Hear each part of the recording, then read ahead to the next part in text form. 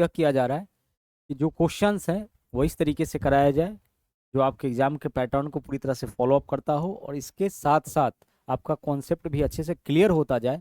तो इसके कारण जो है एक ही टॉपिक से कम 3-4 क्वेश्चन हम रैंडमली उठाते हैं। ठीक है, आइए पहला क्वेश्चन आपका यहाँ पे जो है वो आपका कंपाउंड इंटरेस्ट से है। बोला गया 80,000 रुपए कितने प्रतिशत वार्षिक चक्रवृद्धि ब्याज के दर से 3 वर्ष में 9261 रुपए हो जाएंगे।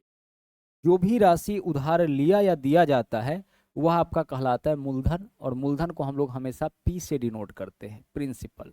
यह हमारा कितना हो गया 8,000 रुपए। कितने प्रतिशत वार्षिक दर पे, क्या बोला है सवाल, कितने प्रतिशत वार्षिक दर, यानी हम लोगों से पूछा क्या गया इस क्वेश्चन में, दर पूछा गया यानी कि रेट पूछा गया है।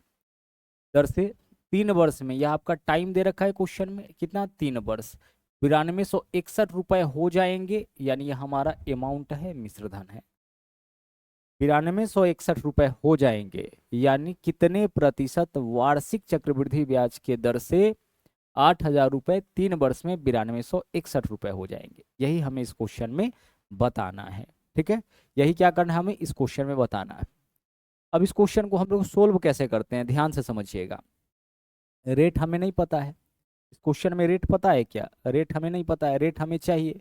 तो हम रेट कैसे निकालेंगे, तो सबसे पहले हम लिखेंगे मिश्रधन कितना है हमारा 9261, और मूलधन क्या है हमारा, मूलधन है हमारा 8,000।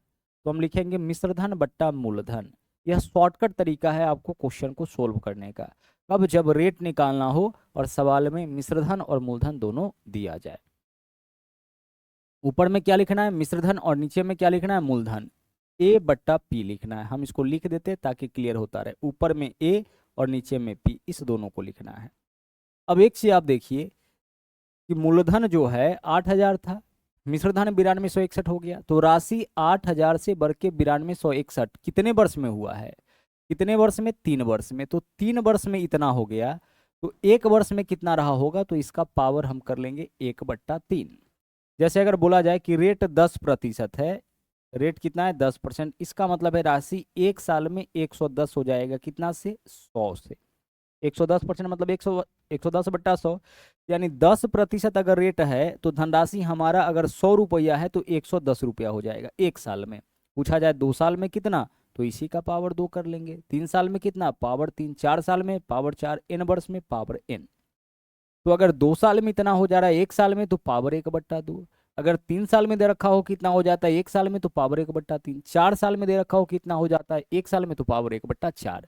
तो यहाँ बोला है कि 3 साल में 8,000 से 9261 हो रहा है, तो 1 साल में क्या होगा पावर 1/3। अब जब पावर 1/3 करिएगा तो देखिए नीचे वाला का तो आप 1/3 कर सकते हैं, पावर 1/3 मतलब घनमूल, तो 8 का घनमूल क्या होता है 2 होता है, और यहाँ पे क्या है 0, 3 जीरो है तो 1 जीरो आ जाएगा। इसका आसानी से निकाल लिए, इसको निकालने में दिक्कत होगा। तो देखिए घनमूल निकालने का शॉर्टकट तरीका आपको हम बता देते हैं, अभी समझिएगा। जब भी घनमूल निकालना होगा ना तो पीछे से 3 अंक हटा दीजिए। क्या करिए, जब भी घनमूल निकालना हो तो पीछे से 3 अंक हटा दीजिए। अब क्या बचा है 9, इसके बारे में सोचिए कि ऐसा कौन सा नंबर है जिसके क्यूब करने पर 9 आए। तो आप बोलिएगा ऐसा 9 आए या उससे कम, तो 2, 2 का क्यूब 8, 3 का ज़्यादा हो जाएगा। और लास्ट का जो अंक है उसको सीधे सीधे उतार दीजिए, यानी कि 21। और वैसे भी यहाँ 1 है तो हमारा वही नंबर होगा जिसके लास्ट में 1 होगा, जो इसके करीब का होगा, तो 21 ही होगा। कई तरीका है पकड़ने का, घनमूल निकालने का यह तरीका, इस तरीके से आप निकाल सकते हैं। जैसे मान लीजिए 3375 का घनमूल चाहिए, तो हम कैसे करेंगे, पीछे से 3 अंक हटा दिए, क्या बचा 3। हम किसका घन करें, क्यूब करें कि 3 आ जाए या उससे कम, 1 का क्यूब 1 होगा, 2 का 8 हो जाता है, 2 का ज़्यादा होता है, 1 का क्यूब शूट किया तो 1, लास्ट में 5 है तो 5 को यहाँ पे सीधे लिख लीजिए। इसका घनमूल क्या हो जाएगा 15। अब घनमूल कर लीजिए। पावर 1/4 का मतलब होता है 2 बार वर्गमूल। जैसे मान लीजिए कि क्वेश्चन में आपका दे रखा है 16 का पावर 1/4, तो 16 का हम 2 बार वर्गमूल निकालेंगे, तो 1 बार वर्गमूल करेंगे तो 4, और फिर से वर्गमूल करेंगे तो कितना हो जाएगा 2, तो 2 आ जाएगा। पावर 1/2 मतलब वर्गमूल होता है। अब राशि हमारा 1 साल में 20 से कितना हो रहा है 21, तो 1 साल में जो भी धन में वृद्धि होता है वही रेट होता है, रेट को आर से दर्शाते हैं। तो 20 से 21 हो गया, वृद्धि कितना का हुआ 1 का, और कितना पे सर 20 पे, 20 से 21 हुआ है ना, तो 1 का वृद्धि 20 पे हुआ है, कितने परसेंट का, तो परसेंटेज के लिए गुना करेंगे 100 से, 100/20, आंसर हमारा क्या हो गया 5%। तो रेट आपका यहाँ पे 5% हो गया। कॉन्सेप्ट आपका अच्छे से क्लियर करना था, इस वजह से इतना टाइम लिया गया है। क्वेश्चन को सोल्व करने में बिल्कुल भी समय ना, आप देखिएगा इसका आंसर बता सकते हैं, सिर्फ देख के आंसर बता सकते हैं। कैसे? 8,000 से 92,161, इसका घन 3 साल में, तो यह 20 है, यह 21 है। एक का वृद्धि 20 पे परसेंटेज के लिए गुना करेंगे 100 से। एक साल में धन में जो भी वृद्धि होगा वही क्या होता है? रेट। अगला सवाल देखिए।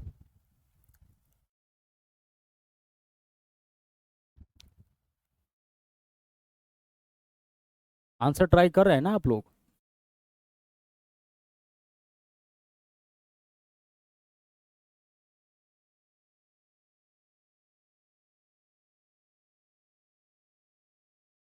किरण अपनी आय का 65% खर्च करता है। 42,000 रुपए बचाता है, उसका आय बताइए। देखिए यहाँ पे सबसे पहले गौर से देखिए, यहाँ पे आय, आय को हम लोग आई से दर्शाएंगे, ये हो गया इनकम, ठीक है।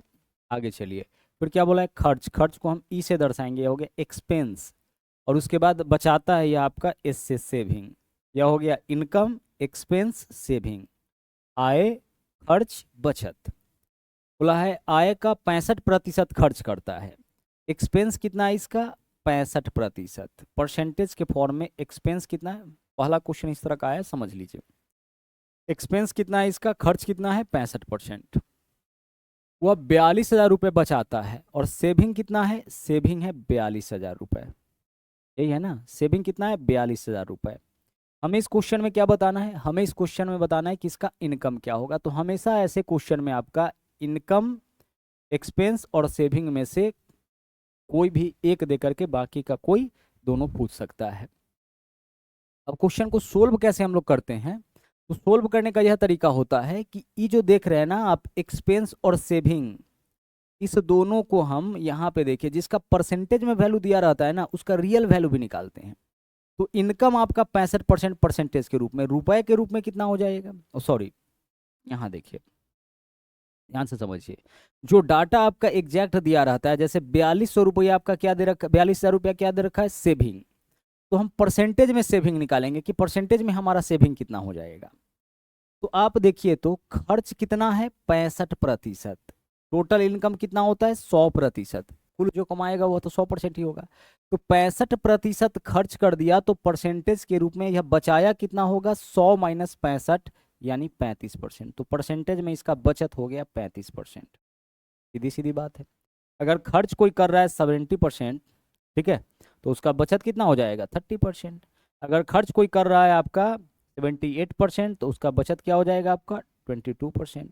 अगर खर्च कोई कर रहा है 40%, तो उसका बचत क्या हो जाएगा? 60%। तो आप बताइए कि परसेंटेज में खर्च कितना कर रहा है? 65%। तो बचाता होगा कितना? 35%। तो बचत इसका हो गया परसेंटेज में 35%, रुपए के रूप में 42,000। यानी यह जो 42,000 रुपये है, यह क्या है? आपका बचत। परसेंटेज में कितना बचत? 35%। यानी यह जो दोनों बचत है, यानी आपस में बराबर होगा। तो ये जो 42,000 है, यही 35% का मान है, तो 35 से भाग कर लेंगे तो 1% का मान निकल जाएगा। और हमें क्या चाहिए यहाँ पे? उसकी आय, टोटल आय, यानी कि 100% का मान, तो 100 से गुना कर लेंगे। अल्टीमेटली हमारा कैलकुलेशन केवल इतना होगा, इससे ज़्यादा कुछ नहीं करना है, केवल इतना। बाकी चीज़ें हमारे समझने के लिए। अब आइए, इसको अगर हम सोल्व करें तो हमारा आंसर देखिए क्या होगा? 3 और 2 5, जिसमें 5 जीरो होगा, लेकिन नीचे में 5 है तो 1 जीरो कट जाएगा, जिसके लास्ट में 4 जीरो है। 4 जीरो वाला एकमात्र ऑप्शन है, वही आंसर होगा। और इसको सोल्व करना चाहते हैं तो देखिए, 7 से काटेंगे तो 7 पंचे 35, 7 से काटेंगे तो 7 छक्के 42, कितना हो जाएगा आपका? 6,000 हो जाएगा, हो जाएगा। 5 से काटेंगे यहाँ पे कितना होगा? 20 होगा। अब आप गुना करके देख लीजिए आंसर क्या आ रहा है। गुना करके भी आप इसका आंसर निकाल सकते हैं। हमेशा क्या देखना है कि रुपए के रूप में वैल्यू क्या दिया है। बचत कितना है इसका? 42,000। परसेंटेज में बचत कितना? सर 65% खर्च किया, यानी कि 35%। तो 35% का मान 42,000, तो 42,000 बट्टा 35, 1% का मान निकालेंगे। आए पूछेगा 100% का मान, तो 100 से गुना। 1/30, 1/100 का कितना प्रतिशत? बनाइए इस क्वेश्चन को। जिसके बारे में बोला जाएगा हमेशा उसको ऊपर लिखना है। तो 1/30 के बारे में बोला है तो 1/30 ऊपर रहेगा। किसका बोला? 1/100 का, तो 1/100 कहाँ रहेगा? नीचे रहेगा। और परसेंटेज के लिए हम क्या करते हैं, हमें परसेंटेज में वैल्यू चाहिए तो 100% से गुना कर लेते हैं। 100% का मतलब एक ही होता है, तो दरअसल आप एक से गुना कर रहे हैं, यानी चीज़ों को भिन्न से आप परसेंटेज में ले जा रहे हैं। सवाल क्या है, 1/30 1/100 का कितना परसेंट। 1/30 ऊपर रहेगा, 1/100 नीचे, परसेंटेज के लिए गुना करेंगे 100 से।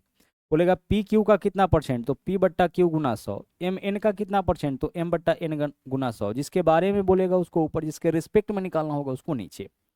अब इसको सोल्व कैसे करेंगे, तो देखिए इस तरीके से अगर वैल्यू रहे एक्स बट्टा वाई बट्टा ए बट्टा बी, तो इसका कैलकुलेशन क्या होता है, एक्स बट्टा वाई को तो ऐसे ही रहने दीजिए, नीचे वाला उलट के गुना, ए बट्टा बी है ना, तो यह बी बट्टा ए हो जाएगा। ठीक है, तो 1/30 को तो आप छोड़ दीजिए, इंटू ये आपका 1/100 है, तो क्या हो जाएगा 100 बट्टा कितना, 100/1 होगा।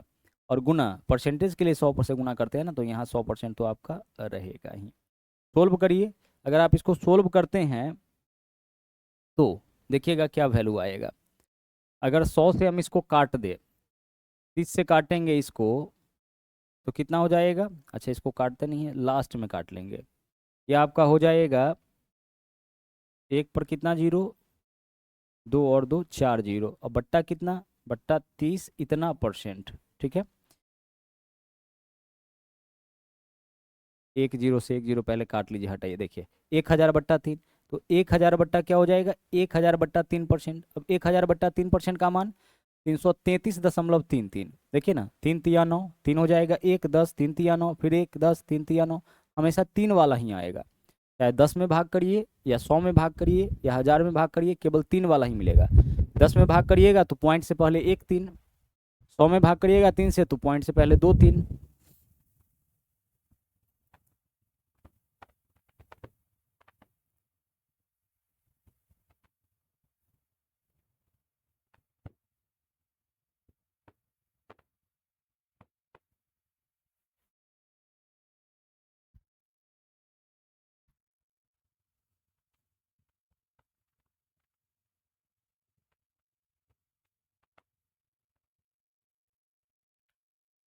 अगला सवाल देखिए, एक चुनाव में 3 उम्मीदवार खड़े हुए थे, भाई 3 उम्मीदवार था, पहला को मिला 40% वोट, ठीक है, दूसरा को मिला 30% वोट।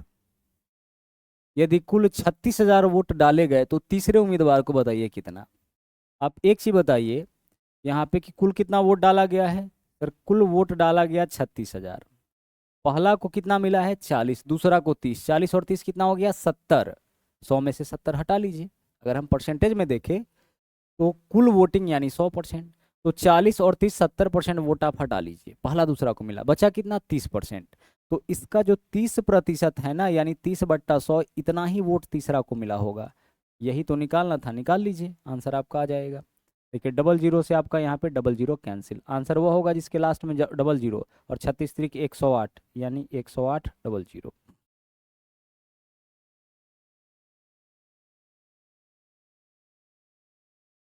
36 आपका 9 से कटता है ना, तो हमारा आंसर 9 से कटने वाला है, एक और एक 2 है, या नहीं कटेगा 9 से, 8 और एक 9 है, इसका अंकों का योग 9 से कटता है, वही 9 से कटता है ना।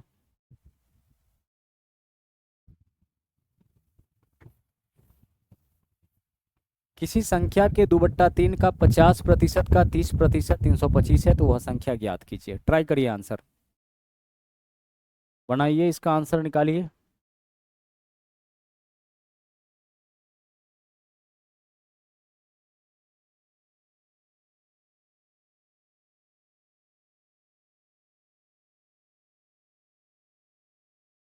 ट्राई करिए ना इस क्वेश्चन का आंसर, किसी संख्या के 2/3 का 50% का 30% क्या होगा।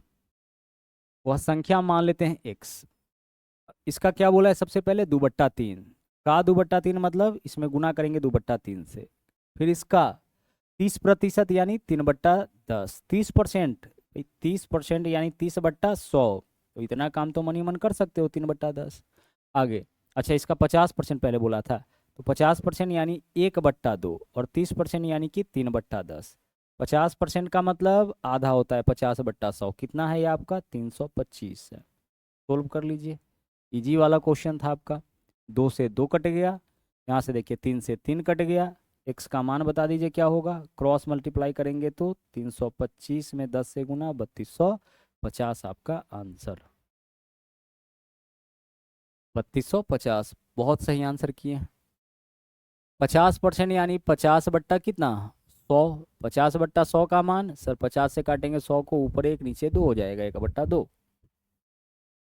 लीजिए अगले क्वेश्चन का आंसर बताइए। यहाँ सवाल है 41 मीटर कोर वाले घन का आयतन।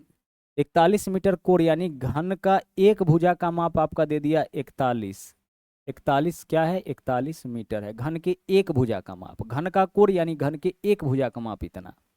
क्या पूछा है, घन का आयतन। तो घन का आयतन कैसे निकालते हैं, इसका वॉल्यूम क्या होता है, घन का वॉल्यूम जो होता है वो आपका होता है भुजा का क्यूब यानी किनारे का क्यूब। तो ए का क्यूब, ए का मान क्या है 41 है, तो 41 मीटर का आपको क्या कर देना है यहाँ पे, 41 मीटर का क्यूब, तो 41 का आप क्यूब कर लीजिए ना।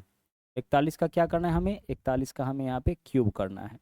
अब 41 का क्यूब करने में तो दिक्कत हो जाएगी, हाँ सर हो जाएगी, लेकिन आप देखिए यहाँ जो एक है इसका क्यूब करिएगा तो लास्ट में एक ही आएगा ना, और लास्ट में एक वाला एकमात्र ऑप्शन है, वही आंसर। प्लस कहाँ से आया, कहाँ पे, इस वाले में बोला है इसका 2/3, तो 2/3 की एक का 50% ये 1/2 क्या 30% यानी 3/10। 30% का मतलब क्या होता है, 30/100, यही तो 30% है। तो 0 से 0 कट गया, 3/10 ही होगा ना। क्या आंसर हो जाएगा, 68,921। 68,921। क्या आप यहाँ पे 41 का क्यूब किए हैं, बिल्कुल क्यूब नहीं करेंगे, कैसे निकालेंगे हम, ऑप्शन से। अगला सवाल देखिए, अगला सवाल क्या है,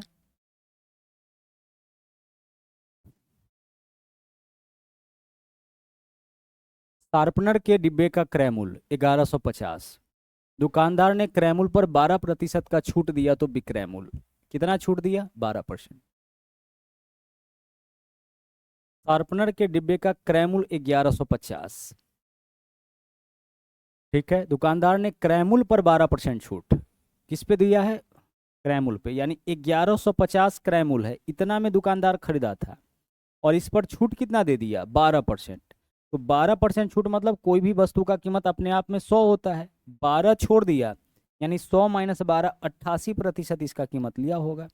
तो 1050 का 88% जो है इसका क्या हो जाएगा, विक्रय मूल्य हो जाएगा। बोला क्या है कि 12% का छूट दिया, तो 100 - 12 यानी वस्तु के कीमत का 88% आपसे ले रहा है। आंसर कौन हो जाएगा हमारा, आंसर यहाँ पे जो होगा, अगर हम 0 से काटेंगे तो 0 कैंसिल हो जाएगा, 5 से काटेंगे तो 5 दूना 10, 5 से काटेंगे तो यह आपका 23 हो जाएगा, और 2 से काटेंगे 44। तो देखिए इकाई अंक बताइए, 3 चौके 12, लास्ट में 2 वाला हमारा आंसर होगा, विकल्प डी होगा ना। यहाँ इकाई अंक 3 है, यहाँ इकाई अंक 4 है, तो गुना करिएगा तो 3 चौके 12, यानी वह आंसर होगा जिसके लास्ट में 2 होगा।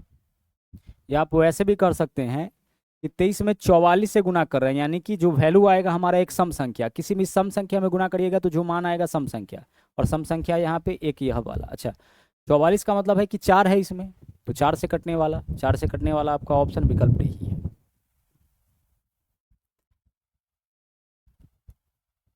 कई तरीके से क्वेश्चन का आंसर आपका जो है यहाँ पे आ सकता है।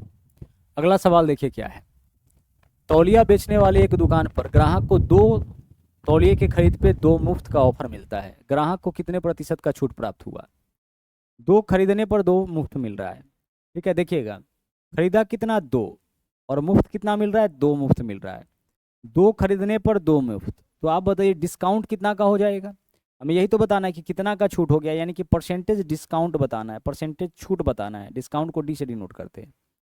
तो छूट कितना वस्तु का हो गया, 2 वस्तु का छूट हो गया ना, 2 खरीदे 2 मिल रहा है फ्री में, यानी फ्री में कितना मिल रहा है, 2 वस्तु, तो जितना फ्री में मिलेगा वही तो डिस्काउंट हुआ। अच्छा ये 2 वस्तु जो है वह कुल कितना पे मिल रहा है, कुल 4 में, यानी 2 वस्तु का डिस्काउंट कुल 4 में ना, 4 में से 2 वस्तु फ्री है ना। परसेंटेज के लिए हम क्या करेंगे 100 से, इतना ही परसेंट का डिस्काउंट। जब भी कोई चीज़ परसेंटेज में लेना होगा तो 100 से हमें परसेंटेज डिस्काउंट बताना है। तो डिस्काउंट बटा एमआरपी यानी अंकित मूल्य। अंकित मूल्य क्या होगा ऐसे क्वेश्चन में, 2 पे 2 फ्री यानी कि 4। सोल्व करिए, 2 से काटिएगा 2 दूना 4, 2 से काटिएगा यहाँ कितना हो जाएगा 50। आंसर हो जाएगा हमारा 50% का डिस्काउंट। कितना का डिस्काउंट 50% का। सवाल ऐसे रहता कि 2 के खरीद पर 3 मुफ्त है, इसका मतलब 2 के खरीद पे 3 मुफ्त है यानी कि 2 का डिस्काउंट कुल कितना पे 5 पे। ठीक है, 2 खरीदा 2 फ्री, कितने परसेंट का छूट। अगला सवाल देखिए क्या है। एक विक्रेता अपने वस्तु का मूल्य क्रय मूल्य से 10% अधिक अंकित करता है और उस पर 80% का छूट देता है।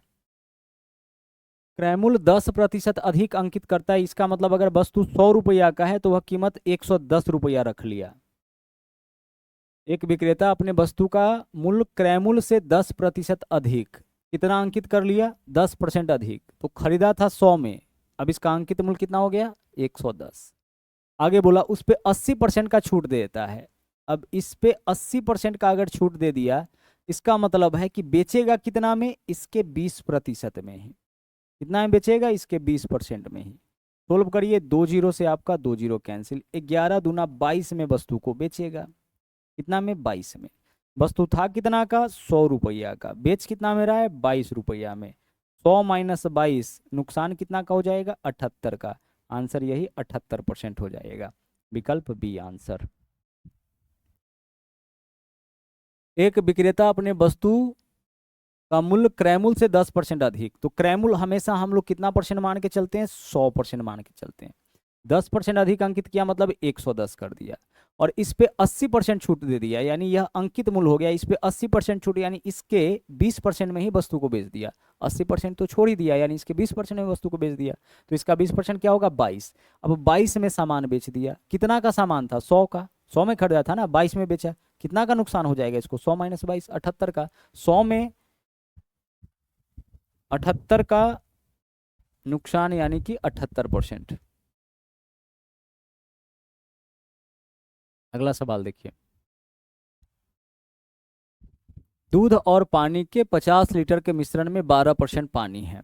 आप बताइए कि ये जो 50 लीटर है, इसमें मिल्क और वाटर दोनों है, इसमें कितना परसेंट पानी है। आप बोलिएगा सर इसमें 12% पानी है। ठीक है, इसमें 12% पानी है, तो 12% पानी है यानी दूध कितना होगा इसमें 88% होगा ना सर, बिल्कुल होगा। बोला क्या था, ये जो 50 लीटर वाला है, इस 50 लीटर में बोला है 12% पानी है, यानी वाटर जो है आपका 12% है। तो हम कह सकते हैं ना कि इसमें शेष तो दूध ही होगा, मिल्क कितना हो जाएगा 100 माइनस 12 यानी परसेंटेज में 88% इसमें मिल्क होगा। आगे बोला क्या है कि नए मिश्रण में पानी की मात्रा 20% करने के लिए कितना पानी मिलाया जाए। अब देखिए आप बताइए कि पहले से कितना लीटर था 50 लीटर, इसमें कितना और पानी मिलाया जाए, तो हम मान लेते हैं कि x लीटर और पानी मिलाए। ठीक है, x लीटर और क्या कर रहे हैं इसमें पानी मिला रहे हैं। अब पानी मिलाने के बाद इसमें जो है बोला है कि पानी कितना होना चाहिए 20%, तो पानी 20% यानी कि इसमें दूध कितना होगा 80%। दूध का मात्रा इसमें कितना हो जाएगा 80%। आप एक चीज देखिए जरा ध्यान से समझिएगा, पहले 50 लीटर वाला में 12% आपका पानी था, यानी दूध का मात्रा 88%, तो आप किसका मात्रा निकाले हैं पहले बर्तन में मिल्क का मात्रा, दूध का इतना हो गया। बोले कितना पानी मिलाया जाए, तो 50 प्लस x लीटर मान लिए, तो 50 प्लस x अब हमारा मिश्रण हो गया। अब इस मिश्रण में हम क्या मिलाए हैं, पहले से 50 लीटर में दूध और पानी दोनों था, मिल्क और वाटर दोनों था, मिलाए हैं इसमें हम पानी, तो मात्रा किसका बढ़ेगा मिश्रण का और पानी का, दूध का मात्रा तो सेम रहेगा। तो बोला इसमें पानी 20% हो जाए यानी कि दूध कितना रहना चाहिए 80%, तो यह दूध का मात्रा इसमें या दूध का मात्रा इसमें, और दोनों में जो मिल्क का मात्रा होगा दूध का मात्रा होगा वो इक्वल होगा, क्योंकि मिलाया गया है पानी।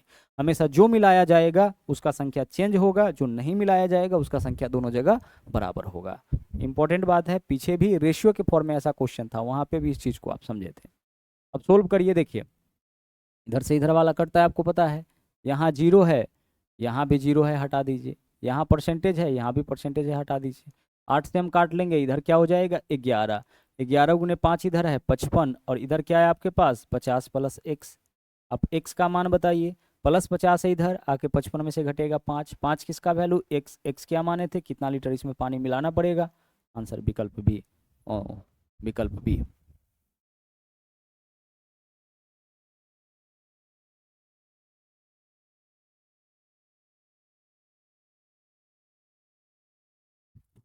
आंसर इसका क्या होगा, विकल्प बी।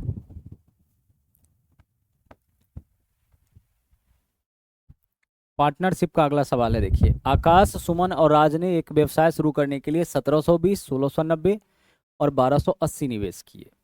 क्या निवेश किया है देखिए, तो तीनों का निवेश देखिए कितना है, एक का है 1720, ठीक है, 1720 रुपया लगाया।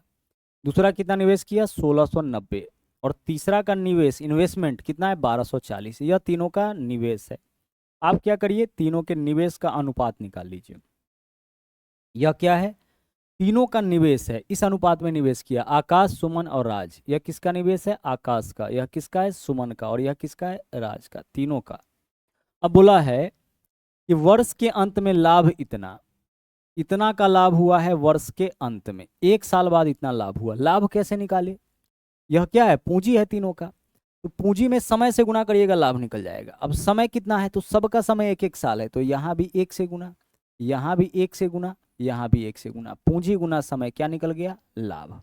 अब बोलिएगा जब सभी जगह एक से ही गुना करना है, तो गुना नहीं भी करेंगे तो काम चलेगा, तो बिल्कुल चलेगा। तो आप जो एक से गुना किए उसकी आवश्यकता यहाँ पे नहीं है, क्योंकि सबका समय क्या है, आपका सबका समय इक्वल है। हाँ, समय अगर अलग अलग देता, बोलता कि इसको समय लगता है 8 महीना, इसको 12 महीना और इसको 7 महीना, तब आपको क्या करना होता, यहाँ 8 से गुना, यहाँ 12 से गुना, यहाँ 7 से गुना। पूंजी गुने समय, एक इसका लाभ, इसका पूंजी, इसका समय, इसका लाभ, इसका पूंजी, इसका समय, इसका लाभ। लेकिन ऐसा कब करते, जब क्वेश्चन में यह बोला जाता कि समय अलग अलग, जब समय सेम है तो जिस अनुपात में पूंजी लगाएगा उसी अनुपात में इसका लाभ होगा। अब यह वैल्यू कट रहा है तो काटिए, देखिए जीरो यहाँ भी है, जीरो यहाँ भी है, जीरो यहाँ भी है, कट गया। अब आपके पास है 172, 169 और 124, 7 दूनो और 1 10, ठीक है।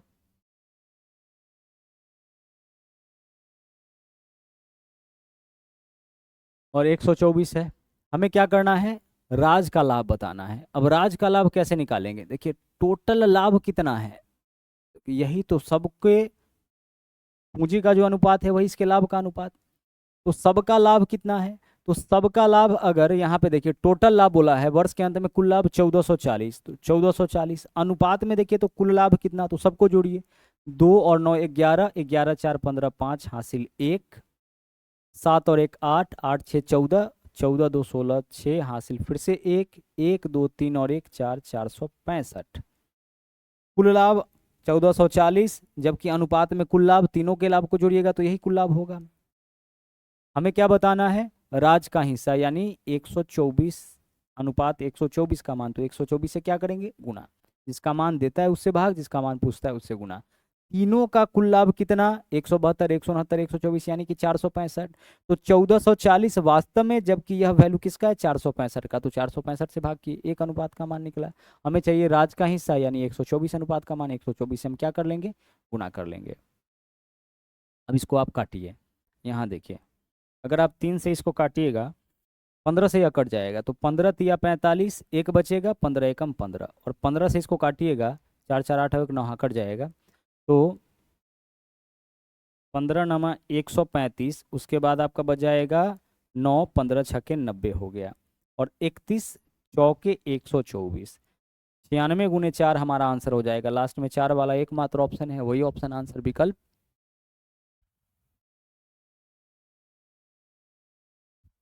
ए,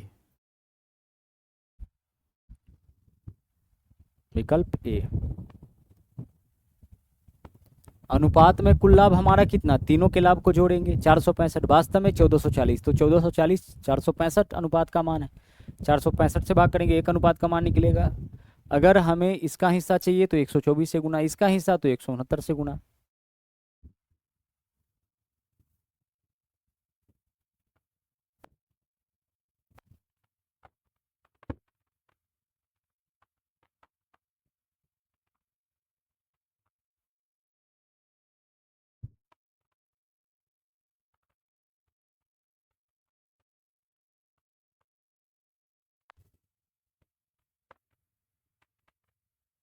आगे देखिए, आरती, अनिल और नवीन में 17, देखिए 3 व्यक्ति इस बार, आरती, अनिल और नवीन, 17:6 अनुपात क्या बोला है, 17 के अनुपात में निवेश किया, या इसके पूंजी का अनुपात हो गया। आरती है, अनिल है, और इसके अलावा कौन है आपका, नवीन है। यह 3 व्यक्ति है, तीनों के पूंजी का यही अनुपात है। फिर सवाल में क्या बोला, बोला है कि वर्ष के अंत में उन्हें 78,600 रुपया का लाभ हुआ। कितना का लाभ हुआ, 78,600 का। किसको लाभ हुआ, ये तीनों को। ठीक है भाई, यह तो लाभ दे रखा है। यह क्या है, इसके पूंजी का अनुपात। क्वेश्चन में तो यही दिया है कि इसके पूंजी का अनुपात है, कैपिटल का यही रेशियो है। आगे बोला, ये जो लाभ हुआ है ना, इसके कुल निवेश का 20%। ये जो आप देख रहे हैं लाभ, यह कुल निवेश का 20%, यानी कुल निवेश कैसे निकलेगा, तो यह मात्र 20% है निवेश का। टोटल लाभ निकालना है तो इसके 100% का मान निकालेंगे तो कुल निवेश निकलेगा। ठीक है, तो यहां से हम पहले कुल निवेश निकाल लेंगे। यहां से पहले क्या करेंगे, हम कुल निवेश निकालेंगे। कैसे कुल निवेश निकालेंगे, बोला ये जो लाभ देख रहे हैं इतना का लाभ हुआ और यह कुल निवेश का 20% है, तो यह जो है मात्र 20% है, तो पूरा निवेश कितना होगा, इसमें गुणा कर लेंगे हम लोग। यह आपका मात्र 20% का मान है, कुल निवेश यानी 100% का मान, तो 100 से गुना। सोल्व करिए इसको।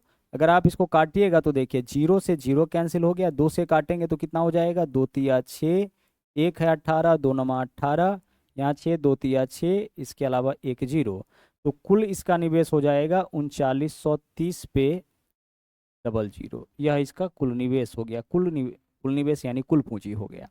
हमें क्या बताना है, अनिल का निवेश। अब आप बताइए कि 393 पे कुल मिलाकर के कितना जीरो, 3 जीरो, यह कुल निवेश है। अनुपात में बताइए तो कुल निवेश कितना, तो 17, 17, 34 और 6, 40, यानी यह अनुपात 40 का मान है। हमें किसका चाहिए हिस्सा, अनिल का। अनिल का हिस्सा कितना हो जाएगा, 6, अनुपात 6 का मान निकालना है। 6 का मान निकालना है तो 6 से हम क्या करेंगे, इसमें गुणा कर देंगे। अब हमारा आंसर कौन होगा, हमारा आंसर वो होगा जो 6 से कट रहा होगा, और 6 से वही कटेगा जो 3 से भी कटे और 2 से भी कटे। तो 3 से कटने वाला ऑप्शन देखिए, 8 8 16 24 और 7 5 12, यह कट जाएगा आपका। 9 5 14, 8 22 5 27, यह भी कट जाएगा। मतलब कई ऑप्शन कट रहे हैं, तब तो आपको कैलकुलेशन करना पड़ेगा। देखिए, सबसे पहली चीज कि 0 से तो आपका 0 कट गया, ठीक है। 4 से काटेंगे तो 4 नमा 36, 3 बचेगा 33, 4 8 32, यहाँ पे 1 बचेगा 10, 4 दूना 8, और यहाँ पे 2, 4 पंचे 20। गलत तो नहीं कर दिए, 4 नमा 36, 3 33, गलत तो कर ही दिए। यहाँ देखिए 4 से काटेंगे तो क्या हो जाएगा, हम इसको काट रहे हैं ना, तो 4 8 32, 4 नमा 36, हमारे पास क्या बच रहा है यहाँ पे, 3 33, 4 8 32। अब क्या बच रहा है हमारे पास, 1 10, 4 दूना 8, क्या बच रहा है, 2 4 पंचे 20, 9825। ठीक है, 9800 कितना हो गया, 9825। अब 9825 गुना 6 कर लीजिए।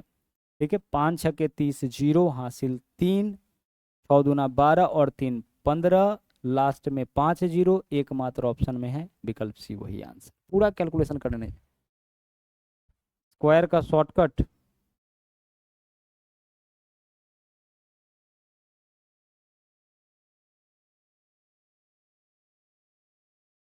स्क्वायर रूट और क्यूबिक रूट एक फोल्डर आपका पड़ा होगा, उसमें देख लीजिएगा, पूरा बताया गया है, स्क्वायर का भी, क्यूब का भी, क्यूबिक रूट का भी। एक यह सवाल है, देखिए सवाल तो इजी है लेकिन बहुत इंपॉर्टेंट है। 30 कुर्सियों का क्रयमूल्य 40 कुर्सियों के विक्रयमूल्य के बराबर। अब ऐसे क्वेश्चन में ना क्रयमूल्य और विक्रयमूल्य का सबसे पहले हम लोग रेशियो निकालते हैं। और रेशियो कैसे निकलेगा, जब क्वेश्चन वस्तु के रूप में दे। जनरली क्रयमूल्य विक्रयमूल्य आपका रुपया के रूप में देता है कि किसी वस्तु को 500 में खरीदे, 700 में बेचे, 700 में खरीदे, 900 में बेचे, 800 में खरीदे, 1000 में बेचे, इस तरीके से। लेकिन बोला जाए कि इतना वस्तु का क्रयमूल्य इतने वस्तु के विक्रयमूल्य के बराबर, तो यह वस्तु का केस होता है। और वस्तु के केस में क्या करना है कि जिसके साथ क्रयमूल्य लगा रहे उसको विक्रयमूल्य में लिखिए, और जहां विक्रयमूल्य रहे उसको क्रयमूल्य में। बोला है 30 कुर्सियों का क्रयमूल्य, तो 30 कहाँ आ जाएगा आपका, 30 यहाँ पे आ जाएगा। तो अब बच क्या गया, 40, तो 40 यहाँ आ जाएगा। उल्टा कर देना है बस। सीपी से हम लोग किसको दर्शाते हैं, क्रयमूल्य को, और एसपी से विक्रयमूल्य को। जब भी क्वेश्चन वस्तु के रूप में रहे तो उल्टा लिख लीजिए। 30 कुर्सियों का क्रय मूल्य यानी 30 कहाँ जाएगा, विक्रय मूल्य में। 40 कुर्सी के क्रय मूल्य के बराबर यानी 40 कहाँ रहेगा, क्रय मूल्य में रहेगा। ठीक है, क्यों ऐसा करते हैं इसको भी समझ लीजिए। जैसे यहाँ पे देखिए क्रय मूल्य और विक्रय मूल्य का रेशियो निकाले है ना, बोला गया है 30 कुर्सी का क्रय मूल्य। अब मान लें कि 30 कुर्सी 1 रुपया में खरीदा गया, तो एक कुर्सी का क्रय मूल्य 1/30 हो जाएगा। भाई कोई सामान 10 रुपया में 2 वस्तु खरीदे हैं तो एक वस्तु का कीमत 10/2, रुपया ऊपर वस्तु नीचे लिखते हैं तो कीमत निकल जाता है। कोई वस्तु 100 रुपया में 5 वस्तु खरीदे हैं तो एक वस्तु का कीमत रुपया बट्टा वस्तु 5 निकल जाएगा। तो वैसे ही हम मान लेते हैं कि वस्तु मान लीजिए 1 रुपये में खरीदा गया, तो 1 रुपया में 30 वस्तु खरीदा तो क्रय मूल्य 1/30। और फिर 40 रुपया 40 कुर्सी के विक्रय मूल्य के बराबर यानी 1 रुपया में ही 40 कुर्सी बेच दिया, यानी जितना में खरीदा 30 उतना में बेच दिया 40। यही ना बोला है 30 कुर्सी का क्रय मूल्य 40 कुर्सी के विक्रय मूल्य के बराबर। तो हम मान लेते हैं कि 30 कुर्सी का क्रय मूल्य और 40 कुर्सी का विक्रय मूल्य 1 रुपया है, 1 रुपया। तो 1 रुपया में 30 खरीदा तो एक कितना में 1/30 में, और 1 रुपया में 40 बेचा यानी एक वस्तु का कितना 1/40। अब इसका अनुपात निकाल दीजिए। ठीक है, अब अनुपात जब होता है तो क्रॉस मल्टीप्लाई करते हैं, तो 40 आपका यहाँ आ गया और 30 आपका कहाँ आ जाएगा, यहाँ आ जाएगा। देखिए क्रय मूल्य में 40 विक्रय मूल्य में 30 आ गया। तो इसी वजह से हम कहते हैं कि जब भी ऐसा क्वेश्चन है तो उल्टा लिख लीजिए। अब यहाँ से देखिए हमें क्या बताना है, परसेंटेज लॉस, क्योंकि लॉस ही तो होगा। अब चाहे तो ये अनुपात में वैल्यू कट रहा है तो उसको काट भी कर सकते हैं, तो 0 से 0 कट गया। अब 4 का सामान आपका कितना में बिक रहा है, 3 में बिक रहा है, तो नुकसान कितना का, 1 का। और 1 का नुकसान कितना पे, 4 पे। परसेंटेज के लिए गुना करेंगे 100 से। ठीक है, 100/4 क्या हो जाएगा आपका, 25% आपके क्वेश्चन का आंसर।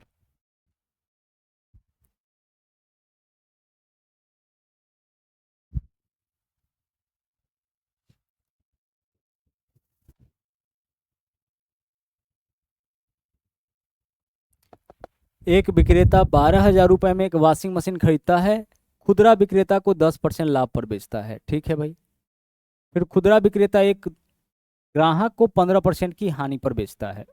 अंतिम विक्रय मूल्य बताइए।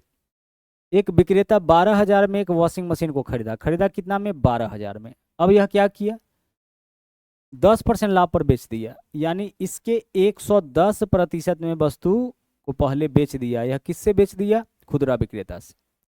और खुदरा विक्रेता जो है इतना में खरीदा था, यह 15% हानि पर, यानी इसके 85, 100 - 15, इसके 85% में वस्तु को बेच दिया। यही आपका क्या हो जाएगा, अंतिम विक्रय मूल्य हो जाएगा। वॉशिंग मशीन विक्रेता कितना में खरीदा, 12,000 में।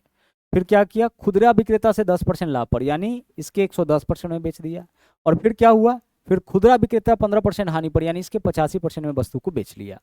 सोल्व करिए, देखिए 3 और 1 4 0 ऊपर में, 2 और 2 4 0 नीचे में, 4 0 से 4 0 कैंसिल। आपका आंसर क्या होगा, आपका आंसर वह होगा जो कि आपका 11 से कट रहा होगा, 5 से कट रहा होगा, ठीक है, 4 से कट रहा होगा। इन सब से कटने वाला ही आपका आंसर हो सकता है। निकालिए। 11 से कटने वाला ऑप्शन देख ले कौन सा है, 6 और 1 7, 2 और 1 3, यह तो नहीं है। 4 और 1 5, 2 और 1 3, यह भी नहीं है। यह वाला देख लीजिए, 1 और 2 3, 1 और 2 3, यह वाला है। यह दो ऑप्शन है जो 11 से कटेगा। अब 3 से चेक करिए तो 2 2 4, 2 6, यह वाला नहीं है। हमारा आंसर विकल्प भी हो जाएगा। देखिए एक सीधी सीधी बात समझिए, जैसे कोई नंबर यहाँ पे 3 है, इसमें अगर हम 7 से गुना करेंगे तो जो भी गुणनफल आएगा वह आपका, 2 नंबर को गुना किया है ना, तो इसका जो भी गुणनफल होगा वो आपका 3 से भी कटेगा, 7 से भी कटेगा, क्योंकि 3 और 7 का गुणनफल ही है, तो इन दोनों से कटेगा। तो यहाँ पे देखिए इन सबका जो गुणनफल होगा वो आपका 12 से कटेगा, क्योंकि उसके गुना में 12 भी होगा, और 12 से वही कटता है जो 3 से कटे। 12 का डिविजिबिलिटी रूल्स यही ना है, जो 3 से कटे, जो 11 से कटे। तो 3 और 11 से कटने वाला ऑप्शन। तो 11 के लिए क्या करते हैं, अल्टरनेट अंकों को जोड़ते हैं, यानी एक छोड़ करके। तो जैसे एक, अब एक छोड़िए तो 7, 1 और 6 7, फिर एक छोड़िए तो 0, 7 हो गया। जो बच गया उसको जोड़िए, 2 और 1 3, 7 में से 3 घटा लीजिए, 4। अगर अंतर 11 या 0 का आया, 0 या 11 से कटने वाली कोई संख्या आया, तभी 11 से कटेगा। यहाँ अल्टरनेट अंकों को जोड़िए, 1 और 4 5 में 0 जोड़ेंगे तो 5 ही होगा। और एक जो बच गया वह 3 है, तो 5 में से 3 घटाएंगे 2, नहीं हो रहा है। अब यहाँ देखिए यह 11 से कट रहा है, देख के लग रहा है 11,000 है। और इसको चेक करिए, 1 और 2 3, 1 और 2 3, 3 - 3 0, यह नंबर आपका 11 से कट रहा है। 2 नंबर 11 से कटने वाला, तो फिर 3 से चेक किए कि दोनों में से कौन कट रहा है, विकल्प भी। नहीं तो फिर आपको पूरा गुना करना पड़ेगा। अगला सवाल देखिए, एक कक्षा में 42 विद्यार्थियों का औसत आयु 14 वर्ष है। शिक्षक का भी आयु शामिल कर दिया जाए तो पूरे कक्षा का औसत आयु 15 वर्ष हो जाता है। तो शिक्षक की आयु बताइए। एक कक्षा में 42 विद्यार्थियों का औसत आयु 14 वर्ष। बेसिक तरीका देखिए इसका क्या है। 42 विद्यार्थियों का औसत आयु कितना, 14 वर्ष। तो 42 गुने 14 कुल आयु निकल गया। औसत आयु का मतलब प्रत्येक का आयु इतना इतना मान के चला जा रहा है।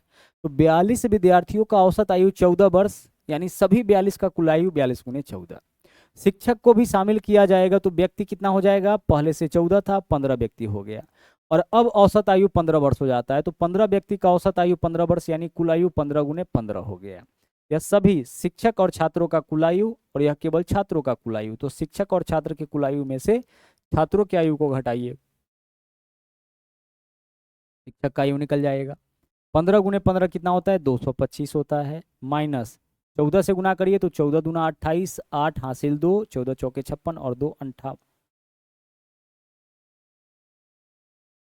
14 दूना 28, 8 हासिल 2, 14 चौके 56 और 2 58, 588। यह क्या हो रहा है? अच्छा अच्छा अच्छा, एक सेकेंड एक सेकेंड। 42 विद्यार्थी था ना, यहाँ पे देख लीजिए अब कितना हो जाता है। जब शिक्षक को शामिल कर लिया जाए तो 43 विद्यार्थी, मतलब विद्यार्थी और शिक्षक सहित व्यक्ति कितना, 43 व्यक्ति हो गया। और इस 43 व्यक्ति का औसत आयु 15 वर्ष। तो 43 गुने 15 यह कुल आयु हो जाएगा शिक्षक और सभी छात्रों को मिला करके। अब सोल्व करिए। 15 तिया 45, 5 हासिल 4, 15 चौके 60 और 4 64, 645 हो गया। गलत हो गया था यहाँ पे। 14 दूना 28, 8 हासिल 2, 14 चौके 56 और 2 58, 588। घटाइए 12 और 45 कितना हो जाएगा, 57। इसमें से इसको घटाइएगा तो विकल्प ए आंसर हो गया। एक तो यह तरीका है, दूसरा तरीका भी बताते हैं।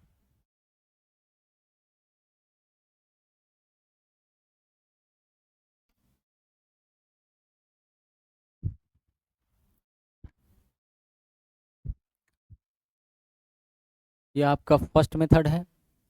सेकेंड मेथड भी आपको हम बताते हैं, देखिएगा क्या करना है यहाँ पे, समझिए। बोला है कक्षा में 42 विद्यार्थियों का औसत आयु 14 वर्ष। तो सबका भी औसत आयु कितना कितना है, 14। तो हम 14 लिखे। अब आगे बोला है कि पूरे समूह का औसत आयु 15 वर्ष हो जाता है। तो औसत अगर बढ़ रहा है तो प्लस करिए, समूह का नए व्यक्ति के आने से समूह का अगर औसत बढ़ रहा है तो प्लस करिए, घट रहा है तो माइनस करिए। तो यहाँ प्लस कर रहे हैं क्योंकि बढ़ रहा है। कितना बढ़ रहा है, एक एक बढ़ रहा है। 15 वर्ष हो गया तो एक बढ़ रहा है। पहले औसत आयु क्या था, 14, अब कितना हो गया, 15। एक की वृद्धि हो रहा है। और एक की वृद्धि हो रहा है कितने सदस्यों का, कितने सदस्यों में, तो पहले कितना सदस्य था, 42, एक शिक्षक आया तो 43, यानी एक एक की वृद्धि हो गया टोटल 43 व्यक्तियों में। तो 43 गुने एक का वृद्धि और पहले से 14, तो 14 प्लस 43 कितना हो जाएगा, 57। यानी जो व्यक्ति आया है उसका कुल आयु क्या हो जाएगा, 57 वर्ष हो जाएगा। जो आया है व्यक्ति उसका कुल आयु 57 वर्ष हो जाएगा।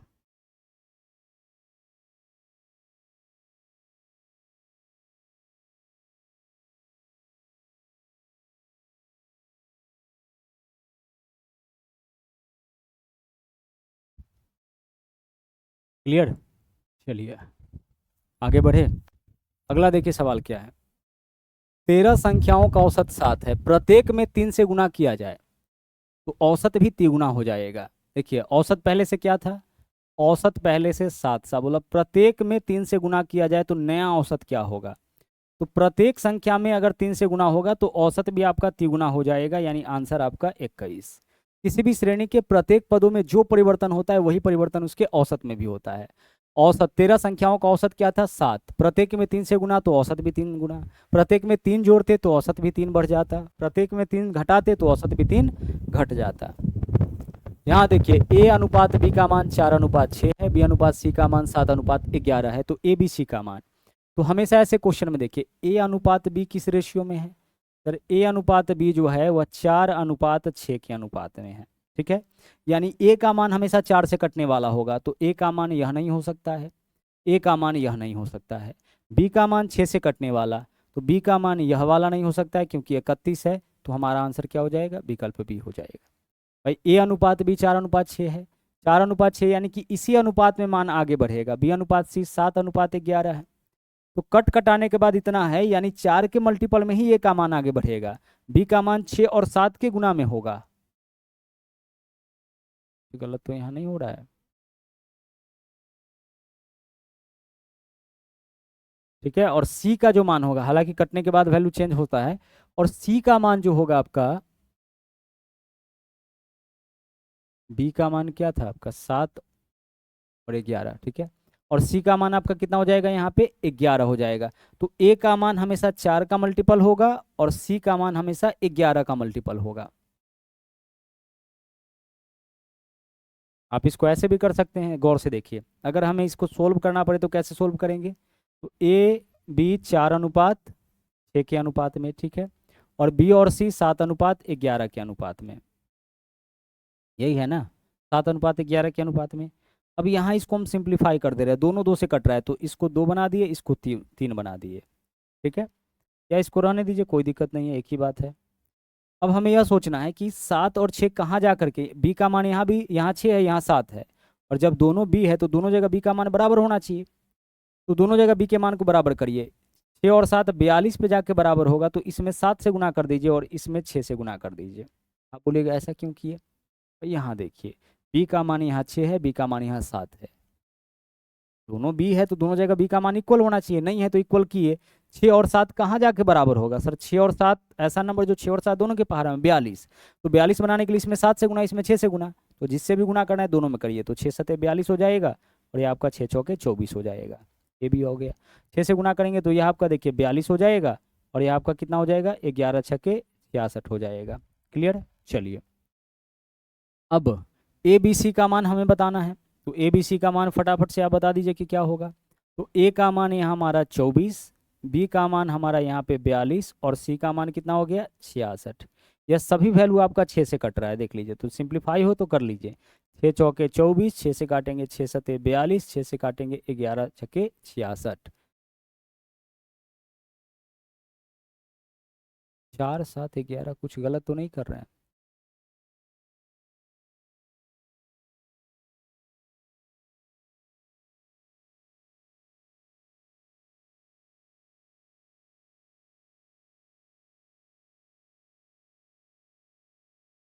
ए बी क्या है, 4 6 है, और बी सी 7 11 है।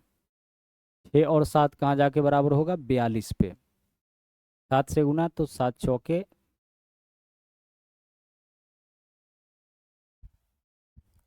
7 से गुना करिएगा तो 7 चौके कितना हो जाएगा, या 28, और 7 से गुना करिएगा तो 7 चौके 42, 6 से तो 6 सत्ते 42 66, इतना होगा ना। यह क्या होगा आपका 28, और यह क्या हो जाएगा आपका 42, और यह क्या है आपका 66, ठीक है। अब इसको काटिए, यह कितना से कटेगा, 7 से तो नहीं कटेगा, 6 से कटेगा क्या, 6 से भी नहीं कटेगा। अगर आप इसको 2 से काटते हैं तो यह हो जाएगा 14, यह 21, और यह आपका कितना 33, 14 21 33 हो जाएगा, और यह वाला आपका आंसर होगा 14 21 33, 14 21 33। ऐसा इसलिए हुआ क्योंकि मल्टीप्लाई करने के बाद जो वैल्यू आया वह 7 से कट गया हमारा, तीनों का तीनों मान 7 से कट गया। यह महज संयोग है, हर बार इस तरह से चीज़ नहीं होती है। सॉरी, सब 2 से आपका कट गया।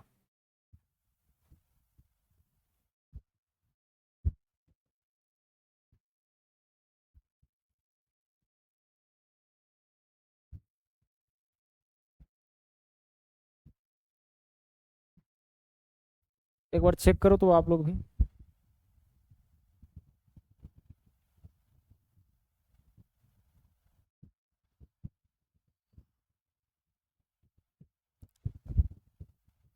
चलिए ठीक है, आगे बढ़ते हैं। अगला क्वेश्चन देखिए, एक पिता की वर्तमान आयु उसकी पुत्र की आयु की तिगुनी, ठीक है। क्वेश्चन में पूछा क्या है, तो उनकी वर्तमान आयु, तो देखिए इसमें पिता का आयु जो ज़्यादा वाला होगा, पुत्र का आयु कम वाला। पिता का आयु पुत्र की आयु का तिगुना है, 14 तिया 42 है। पिता का आयु पुत्र की आयु का तिगुना है, हाँ है। यहाँ देखिए, पिता की आयु पुत्र की आयु का तिगुना 13 तिया 39 नहीं है, 17 तिया 51 नहीं है, ये और भी ही हो सकता है। आगे बढ़िए, बोला है 5 साल पहले पिता की आयु पुत्र की आयु का 4 गुना। 5 साल पहले पिता की आयु, तो 5 साल पहले पिता की आयु 42 - 5 कितना हो जाएगा? 37। बोला है पुत्र के उस समय की आयु, यानी 5 साल पहले यह कितना रहा होगा? यह आपका 5 साल पहले 9 साल का। देखिए तो 4 गुना है नहीं। 5 साल पहले, तो 5 साल पहले यह कितने साल का? 40 साल का। और यह कितने साल का? 10 साल का होगा। बोला है पिता की आयु पुत्र की आयु का 4 गुना है। हाँ है, विकल्प बी में होगा। 5 साल पहले पिता की आयु पुत्र की आयु का 4 गुना, तो दोनों की आयु को 5-5 साल कम करिए। 5-5 साल कम करने के बाद इसमें पिता की आयु पुत्र की आयु का 4 गुना हो रहा है। पहले तो सी और डी, वर्तमान आयु तिगुना नहीं है, बड़ा वाला वैल्यू छोटा वाला वैल्यू का तिगुना नहीं है, उसको पहले हटाइए।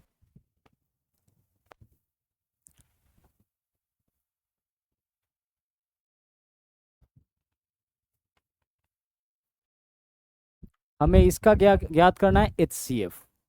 तो जब भी भिन्नों का HCF ज्ञात करना हो, ठीक है, 1/2, अगला भिन्न क्या है आपका? 3/4, फिर अगला भिन्न है आपका 27/16, और फिर नेक्स्ट भिन्न जो है वो आपका क्या है? 81/64। हमें इसका क्या चाहिए? हमें इसका चाहिए HCF। HCF चाहिए, महत्तम समावर्तक चाहिए, तो हम ऊपर वाले का निकालेंगे HCF। ऊपर वाले का HCF यानी किसका? 1 का, 3 का, 27 का, 81 का HCF यानी महत्तम।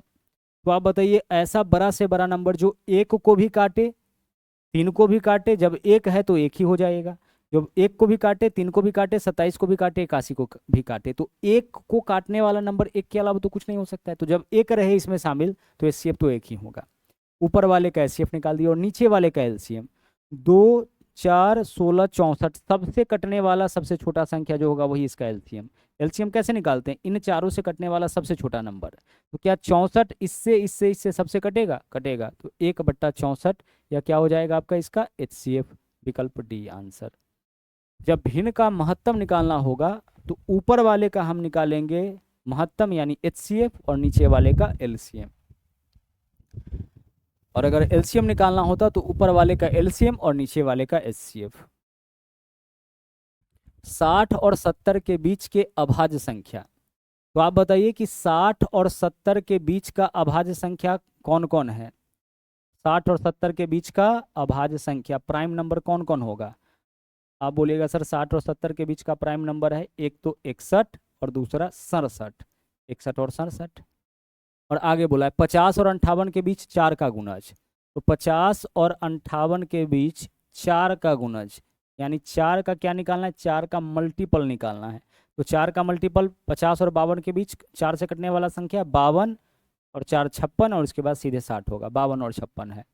अब क्या बोला है? इनके बीच 4 के गुणज का औसत का अंतर, यानी 60 और यहाँ 70 है ना, 60 और 70 के बीच के अभाज्य संख्या का औसत, और 50 और 58 के बीच 4 से कटने वाली जो संख्या उसके औसत का अंतर। तो 61 और 67 में अंतर कितना का होगा? 61 + 67/2, दो संख्या है। और 52 और 56 का औसत क्या होगा? 52 + 56/2, 52 + 56/2, 52 और 56 का औसत यही होगा। और इन दोनों का अंतर हमें बताना था। 7 और 1 8, और 6 और 6 12, 128 इधर 2 हो गया, और माइनस यहाँ देख लीजिए 52 और 56 क्या होता है? 108, 108/2 घटाइएगा, 128 में से 108 घटेगा 20, 20/2, यानी आंसर क्या हो जाएगा? आंसर हमारा 10 हो जाएगा। विकल्प बी आंसर।